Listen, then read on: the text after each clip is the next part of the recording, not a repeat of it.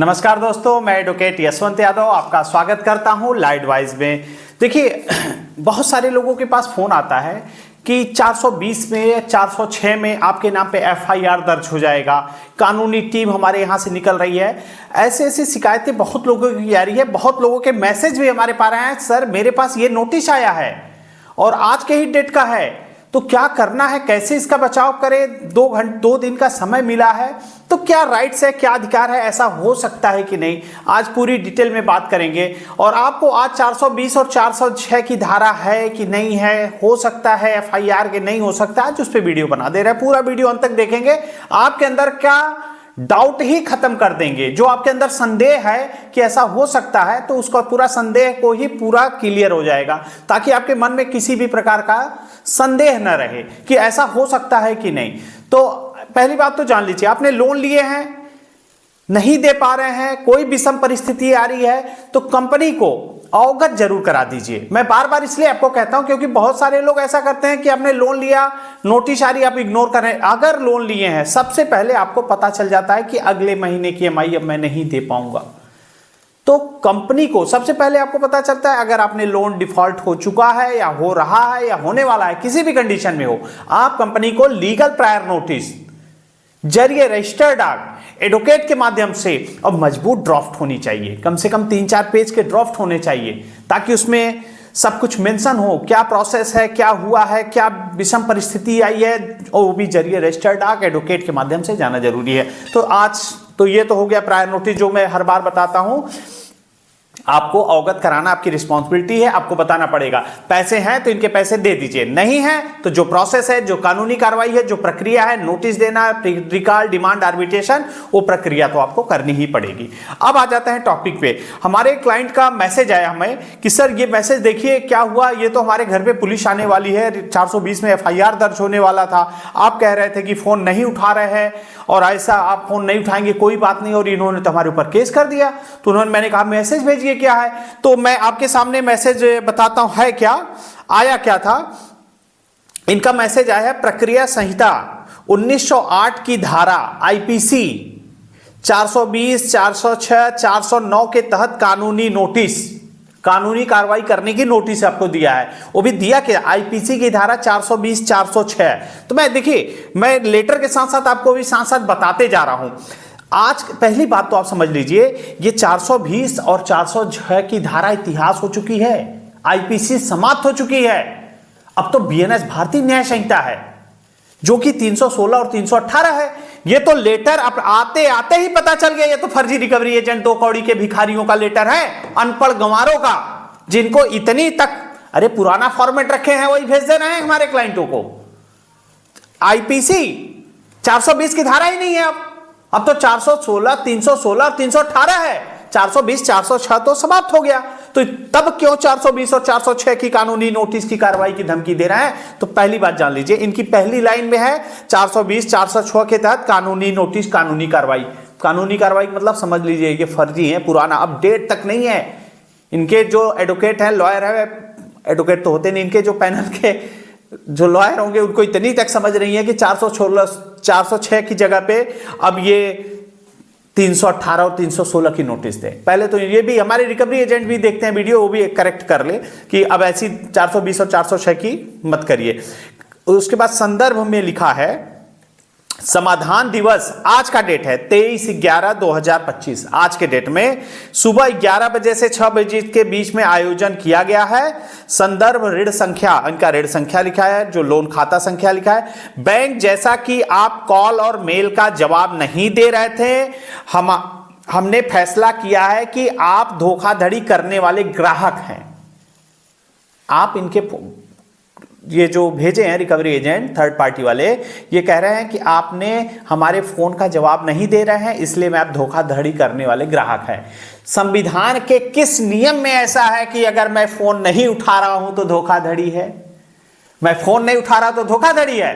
मेरा फोन मेरी मर्जी, मेरा फोन मेरी मर्जी, मैं उठाऊं या ना उठाऊं। तुम कौन होते हो बताने वाले कि मैं धोखाधड़ी? फोन न उठाना कहां संविधान में, कौन सी धारा है कि जो कहता है कि फोन न उठाने पे आपके ऊपर 420 की धारा होगी? ऐसा कुछ नहीं है। तो समझ जाइए, ऐसे ऐसे डरा रहा है, ये फर्जी है। मैं आज इनके लेटर का धज्जियां उड़ा रहा हूं कि ऐसे ऐसे हमारे क्लाइंटों को अगर आप डराएंगे तो उनके मन के अंदर का डर हम समाप्त करेंगे। उन्होंने कहा वीडियो बनाई, मैंने कहा लीजिए आपके पूरे लेटर का ही जवाब देते हैं। तो पहली बात जान लीजिए, जो इन्होंने कहा आपने फैसला किया कि आप धोखाधड़ी करने वाले ग्राहक हैं, तो पहली बात जान लीजिए कि कॉल को न उठाना, कोई धोखाधड़ी में नहीं आता, आप धोखाधड़ी वाले ग्राहक नहीं है। विभाग आपके घर पर दौरा करने और ऋण को वसूली के लिए कानूनी अधिकार है, जिससे आपने घर का दौरा कराएंगे। घर का दौरा कराने के लिए आरबीआई की गाइडलाइन है, आपके लोन के लिए आपके घर के फैमिली मेंबर को भी नहीं बताया जाएगा, नहीं बता सकते, आरबीआई गाइडलाइन है। और एक आप आते हैं तो आपके पास आई कार्ड होना चाहिए, होम विजिट लेटर होना चाहिए, डीआरए का लाइसेंस होना चाहिए। और ये लीगल टीम क्या होती है, मैं तो समझ ही नहीं पाता हूं ये कौन सी टीम आ गई, पैदा हो गई कि आपके घर पे पहुंच करके कार्रवाई करेगी। तो ये सब तो फर्जी बातें हैं, कोई भी दौरा करने आपके यहां नहीं आएगा, कोई भी नहीं आएगा। सत्यापन के लिए बैंक कानूनी कार्रवाई कर रही है। कानूनी तौर पर जांच और नोटिस के लिए सबसे बड़े डाकखाने और पैन कार्ड के जांच करेगी। कानूनी नोटिस के तहत कार्रवाई की जाएगी और एडवोकेट और पुलिस टीम के साथ आपके पते पर आएगी। पहली बात जान लीजिए, क्या एडवोकेट का काम है लोन की रिकवरी करना? क्या अगर कोई एडवोकेट है, चाहे वो सुप्रीम कोर्ट का हो, चाहे आपके किसी भी आप अगर तहसील स्तर का हो, कोई भी एडवोकेट हो, अगर उन्होंने लॉ की डिग्री ली है और अधिवक्ता है, तो भी कोई भी अधिवक्ता किसी के घर पे जाकर के डरा नहीं सकता। अधिवक्ता का काम है कोर्ट में नोटिस देना, कोर्ट में केस लड़ना, नोटिस का जवाब देना। आपको डराने का काम और आपके घर पे आने का काम ये अधिवक्ता का काम नहीं है। और पहली बात, अधिवक्ता और पुलिस टीम, पुलिस का काम है लॉ एंड ऑर्डर मेंटेन करने का, लोन की रिकवरी करना पुलिस का काम नहीं है। पहली बात जान लीजिए, क्या कभी पुलिस कहेगी कि आप लोन की रिकवरी करने के लिए हम आए हैं? पुलिस का काम नहीं है कि आपकी लोन की रिकवरी करे, पहली बात जान लीजिए। तो ये जो लिखा है, लाइन लिखा गया है, ये सब जो लिखे मेंशन मैं आपको कर दूंगा कि क्या क्या चीजें कैसे कैसे इन्होंने ऐसे ऐसे लिख करके भेज रहा है, पूरी तरह से गलत। माने कोई पुलिस और एडवोकेट का काम है कोर्ट में, वो किसी घर पे नहीं आ सकता अगर वह एडवोकेट है तो। और दूसरी का पुलिस टीम, पुलिस का काम है लॉ एंड ऑर्डर मेंटेन करना, आपके लोन की रिकवरी करना पुलिस का काम नहीं है। तो इसका मतलब साबित होता है कि ये फर्जी जो नोटिस भेजा गया है, कोई पुलिस और कोई एडवोकेट आपके घर पे नहीं आ सकता, आपके पते पे नहीं आ सकता। यदि आप इस संदेश का जवाब नहीं देते हैं तो हम आपको संदेश का अनदेखा करने की धारा 420 और 120 बी आईपीसी सेक्शन लगा देंगे। मतलब इनके देखिए कैसे डरा रहे हैं। अगर ये जो संदेश उन्होंने जो मैसेज भेजा है, मैसेज को अगर अनदेखा करते हैं तो आपके ऊपर 420 और 120 भी माने षड्यंत्र रच करना, षड्यंत्र रचना, माने 4-5 लोग मिल करके षड्यंत्र रच रहे हैं, तब लगती है 120। और ये बताइए मैसेज न देने पे 120 कहां लगेगा? 120 बी की धारा कहां लगेगी? और एक पहली बात बताइए, 420 की धमकी दे रहे हैं, 420 तो समाप्त हो चुका है। तो इन जो नोटिस आए उस फर्जी रिकवरी एजेंटों को और नोटिस भेजने वाले को मैं बताऊंगा, पहले तो अपने आप को करेक्ट कर लो। 420 की धारा समाप्त हो चुकी है, अब तो इतिहास हो चुका है। क्योंकि पेमेंट का भुगतान नहीं कर रहे हैं, अब हमारे पास आपके खिलाफ धोखाधड़ी और शिकायत दर्ज करने के लिए पुलिस कार्रवाई की जाएगी और वसूलने के लिए कानूनी सहारा लेने के लिए कानूनी सहारा लेना हमारे लिए अन्य कोई विकल्प नहीं है। तो आपके पास विकल्प नहीं है तो आप स्वतंत्र हैं, कानूनी कार्रवाई जो करना करिए, recall notice, demand notice, arbitration notice, court में केस ही करिए, सेक्शन 25 में केस होगा, यही तो होगा। वित्तीय लेन देन में, पैसे के लेन देन में कानूनी क्रिमिनल केस तो है नहीं कि आप 420 की धारा लगा देंगे, आपके लिख लेने से हो नहीं जाता है। पैसे वसूली करने के लिए नोटिस कर्मचारी, किराएदार, दोस्त, कंपनी, बैंक, कोई भी कहीं भी दायर कर सकते हैं। उत्तक नोटिस प्राप्त होने में चूककर्ता के पास वापस के लिए 2 दिन का समय है। देखिए आज 23 है, 24, 25 2 दिन का समय दे रहे हैं। असफल होने पर न्यायालय में दर्ज होगा। अगर आप ये नोटिस का जवाब नहीं देते हैं तो मुकदमा न्यायालय में दर्ज होगा। कोई भी व्यक्ति निपटारा पुलिस स्टेशन में प्राथमिकता दर्ज करा सकता है, निकटतम पुलिस स्टेशन में प्राथमिकता दर्ज करा सकते हैं। बैंक इस मामले में 30,000 से 50,000 का जुर्माना भी लगा सकती है। और तो बताइए भाई, जब आपके पास इतना राइट्स है, इतना अधिकार है कि आप एफआईआर करा सकते हैं, आप 420 में एफआईआर करा सकते हैं, 406 में कर सकते हैं, जब आपके पास इतना अधिकार है कि आप इतना सब कुछ करा सकते हैं, तो पूछ क्यों रहे हैं, धमका क्यों रहे हैं कि 2 दिन के अंदर आप जवाब नहीं देंगे तो आपके ऊपर 420 में एफआईआर, नजदीकी पुलिस स्टेशन में एफआईआर हो जाएगी। कर दीजिए एफआईआर। आप इस जो लिख करके नोटिस भेज रहे हो, औकात है तो एफआईआर करिए। बताने की, डराने की क्या जरूरत है? थाने पे जाइए, एफआईआर करिए, पुलिस आएगी लेके जाएगी। अगर होगी एफआईआर करने की तो औकात करके दिखाइए। लोन लेना, लोन की ईएमआई डिफॉल्ट होने में आज तक किसी थाने में, चौकी में एफआईआर दर्ज नहीं हो रही है, नहीं हो सकती। तो आपके पास है करने के औकात तो कर लीजिए। करके हमारे क्लाइंट हैं, ले जाइए उनको जेल में, जज साहब के हाथ प्रेजेंट करिए कि श्रीमान जी इन्होंने एक ईएमआई नहीं दिया था, मैंने इनको 420 में धोखाधड़ी में और पता नहीं विभिन्न धाराओं में एफआईआर कराओ। कर लीजिए, करके ले जाइए जज साहब के पास, कोर्ट में खड़ा कर दीजिए। अगर इतनी ही ये अधिकार है आपके पास, अब क्या बोलूं इन लोगों को, नॉलेज के नाम पे कुछ है नहीं और नोटिस भेज रहे हैं। बताइए 420 जो कि समाप्त हो चुका है, उसकी अभी तक ये लोग अपडेट नहीं है। बीएनएस की धारा के बारे में इनको नहीं मालूम है और ये अभी भी पुरानी नोटिस, वही नोटिस के लिख करके लोगों के पास भेज रहे हैं। 24 घंटे में, 48 घंटे में आपने जवाब नहीं दिया तो ये हो जाएगा, वो हो जाएगा। कहीं कुछ नहीं होगा, कोई कुछ नहीं है। कोई, देखिए ये लोग अगर आप डरेंगे, आपको अपने राइट्स नहीं मालूम है, अधिकार नहीं मालूम है, आप तो डरेंगे। और जो डरेंगे ना तो ये डराएंगे। तो ये चीज जान लीजिए, जिस दिन आप डरना बंद करेंगे उस दिन इनको समझ में आ जाएगा कि अभी यहां पे कुछ होने वाला नहीं है। ये फर्जी रिकवरी से, फर्जी फोन से, कॉल से कोई मतलब नहीं। इनका बस चले, ये 2 कौड़ी के फर्जी रिकवरी एजेंट जो होते हैं, जिनके पास I card, visit letter, DRA, ऐसे ऐसे डराते हैं, इतना धमकाते हैं, यहां तक कि लोगों के मन में गलत विचार आने लगते हैं कि सर रिकवरी एजेंट का फोन आता है तो हमें डर लगने लगता है, घर की बेल बजती है तो डर लगता है। तो इतना खौफ पैदा कर दिए हैं। और आप, और जो कि इनके हाई स्कूल इंटर पास होते हैं, कमीशन बेस पे होते हैं, इनकी क्या लिमिट है? आपको डरा रहे हैं, डरा इसलिए रहे हैं क्योंकि आप डर रहे हैं। हमारे ऐसे ऐसे भी क्लाइंट हैं जिनके यहाँ रिकवरी एजेंट जाने से डरते हैं। और क्यों डरते हैं? क्योंकि मालूम है उनको, अपना राइट्स मालूम है, अपना अधिकार मालूम। तो एक लाइन में जवाब देते हैं, विजिट लेटर है, हाँ या ना? है तो है तो बात करेंगे, और नहीं है तो निकल बाहर निकल। क्यों? अरे तुम्हारे ऑफिस में, तुम्हारे बैंक में अगर 1000 क्लाइंट हैं, 1000 एम्प्लॉय हैं, 1000 आईडी कार्ड है, तो क्या सब लोग आएगा मेरे घर रिकवरी करने? हजारों लोग। तो जिसको अथॉराइज किया गया है, जिसको विजिट लेटर दिया गया है, वही तो आएगा हमारे घर पे विजिट करने के लिए। हमें क्या मालूम आप क्या, कौन हो, क्या हो, कहां से आए हो? आई कार्ड है तो विजिट लेटर भी तो चाहिए। आई कार्ड तो सबके पास है, जितने लोग बैंक में काम कर रहे हैं सबके पास आई कार्ड है। इसका मतलब क्या सबको रिकवरी करने का अथॉराइज हो गए? 1000 लोग हमारे घर पे आएंगे रिकवरी करने। और रिकवरी करने तो ऊंची आवाज नहीं, आवाज नीचे, ऊंची आवाज में बात नहीं कर सकते, मान सम्मान खराब नहीं कर सकते।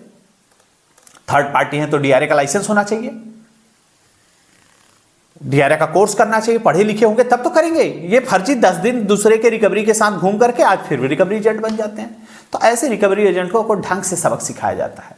अगर ढंग से एक बार सबक सिखा दिए तो दूसरी बार आपके घर के आगे भी जाएंगे ना तो सोचते हुए जाएंगे कि यहां जाए या ना जाए, और डरोगे। और ये बात बताइए, कब तक डराएंगे पता है रिकवरी एजेंट आपको?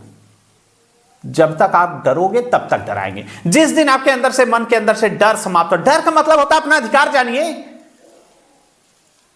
पैसे नहीं है, विषम परिस्थिति है, व्यापार में घाटा हो गया। लोन लिए थे तो आपका पैन कार्ड चेक किया, सिविल चेक कर दिया, आधार कार्ड देखा, आपकी जॉब देखी, सैलरी देखी, सैलरी स्लिप देखा, तब तो लोन दिया। आज नौकरी नहीं है, दुर्घटना हो गई, एक्सीडेंट हो गया, पारिवारिक समस्या हो गई, कोई जेन्युइन कारण हो गया, कोई दुर्घटना बता के आती है।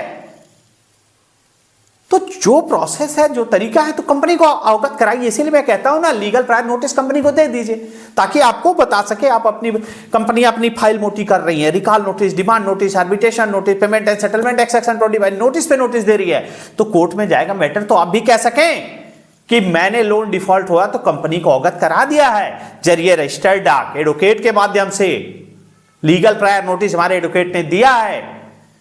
तो जब प्रोसेस जान रहे हैं, तरीका जान रहे हैं तो करिए, और नहीं करेंगे तो कहीं ना कहीं आप कमजोर पड़ेंगे।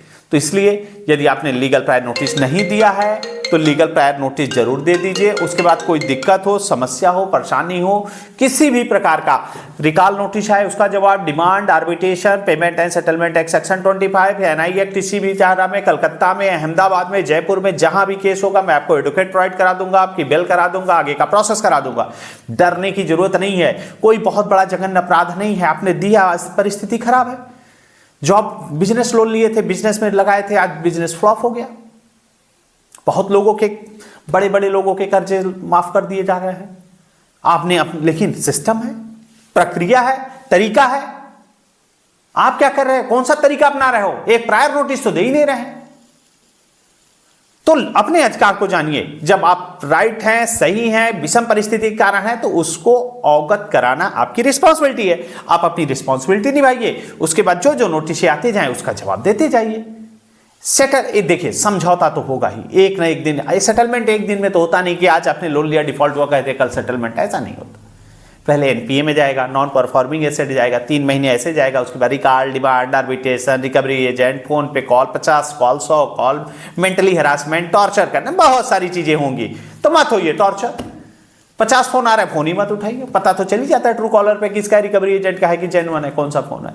नहीं तो एक ऑप्शन है, number not in phone book on कर लीजिए, अननोन नंबर तो आएगा ही नहीं फोन पे, बात ही खत्म, अपना काम करिए, पैसे इकट्ठा करिए, जब सेटलमेंट का ऑफर आता है, अच्छा ऑफर आता है, सेटलमेंट करके क्लोज करिए। देखिए होगा तो समझौता ही, क्योंकि ऐसा नहीं है कि आपको कंपनी जेल में डाल देगी या बैंक जेल में डाल देगा तो आपको उनको फायदा हो गया कि आपको जेल में का कोई प्रावधान नहीं कि जेल में डाल दिया जाएगा। पेमेंट एंड सेटलमेंट में केस होगा, सेम डे बेल हो जाती है, एक EMI का केस होता है, एक EMI का पेमेंट करेंगे, केस ऑलरेडी डिस्पोज हो जाएगा। समझौते की बात करेंगे तो कोर्ट में भी समझौता हो जाएगा, बेल कराने के बाद भी समझौता होगा तो समझौता ही ना।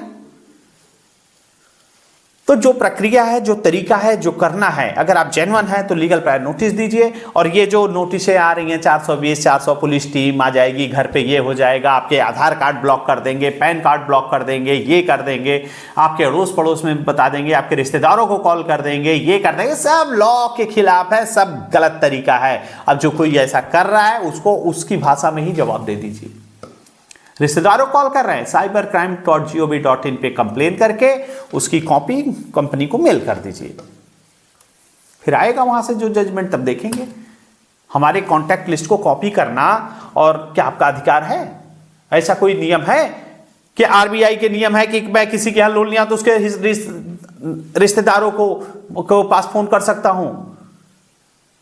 और फोन करके कहते क्या है, आपका नंबर दिया गया है, आप गारंटर हैं, आप लोन नहीं देंगे तो आपको देना पड़ेगा। सामने वाला डर जाएगा, मैं तो इनको दिया भी नहीं, मैं तो कभी, तो आप कभी लोन में सिग्नेचर ही नहीं करने गए तो आपका नाम कैसे आ जाएगा? तो ऐसे ऐसी बातें होती हैं, ऐसे ऐसे डराते हैं, ये फर्जी तरीके होते हैं। तो जो हमारे क्लाइंट है, जो हमारे सब्सक्राइबर है, उनके अंदर का डर समाप्त हो जाना चाहिए, डर समाप्त हो जाना चाहिए। डरिए नहीं, कोई दिक्कत हो, समस्या हो, परेशानी हो तो हमें बताइए, हमारा नंबर है, आप हमसे संपर्क कर सकते हैं। मैं अपनी बातों को यहीं समाप्त करता हूं। जय हिंद, जय भारत।